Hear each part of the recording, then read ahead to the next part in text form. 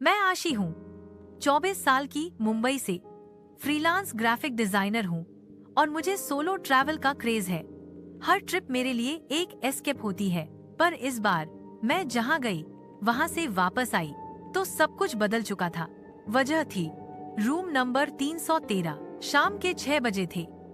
मैं हिमाचल के एक छोटे से हिल स्टेशन के होटल में चेक इन कर रही थी। रिसेप्शनिस्ट ने बिना आंख मिलाए की ये दे दी और बोला, मैडम अगर कुछ प्रॉब्लम हो तो रूम चेंज करवा देना। तब लगा शायद ये हर होटल स्टाफ बोलता है, पर जब लिफ्ट का बटन दबा तो वो 3 बार ब्लिंक हुआ और जब रूम 313 का दरवाजा खोला तो ठंडी हवा का झटका लगा, जैसे कोई अंदर मेरी इंतजार में हो। रात को सब ठीक था, मैं काम कर रही थी। 13 बजे फोन बजा, कॉल करने वाला अज्ञात नंबर। मैं उठाया पर कुछ नहीं बोला कोई। फिर आवाज आई, एक हल्की सी फुंकार, जैसे कोई माइक के बहुत करीब हो। तुम यह कमरा छोड़ दो वरना तुम जाओगी, पर तुम्हारी यादें यहीं रह जाएंगी। मैंने तुरंत फोन काट दिया, सोचा मजाक होगा। अगली रात 3:13 पर फिर से वही कॉल, वही आवाज। मैं डर गई थी। मैंने रिकॉर्डिंग शुरू कर दी, लेकिन जब प्लेबैक किया तो कुछ भी रिकॉर्ड नहीं हुआ था, जैसे कॉल था ही नहीं। फिर देखा, मिरर पे लिखा था 313 इक्वल्स 13 मार्च। रिसेप्शन पे पूछा तो रिसेप्शनिस्ट का चेहरा उतर गया।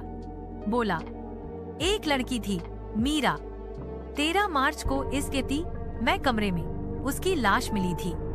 कोई संदिग्ध नहीं, कोई मकसद नहीं, बस लौट गई। तीसरी रात मैं रिकॉर्डिंग के साथ बैठी थी। 3:34 पर फोन बजा। मैंने कहा, तुम कौन हो? आवाज आई, जो तुमसे पहले यहाँ थी, वो भी काम करती थी, तन्हा थी और दुनिया से गायब हो गई। जैसे तुम जाओगी। तभी एसी बंद हो गया, लाइट चली गई। आईने में मैं थी, पर मेरी आंखें कोर कुछ था। तब समझा, मीरा सिर्फ मर चुकी नहीं थी, उसकी यादें यहाँ फंस गई थीं। मैं अगले दिन बिना किसी को कुछ बताए चेक आउट कर गई। आज भी मेरे फोन में वो कॉल हिस्ट्री नहीं है। हाय, पर मैं जानती हूँ उस रात कुछ था। कमरा 313 अब सिर्फ एक कमरा नहीं, एक चेतावनी है।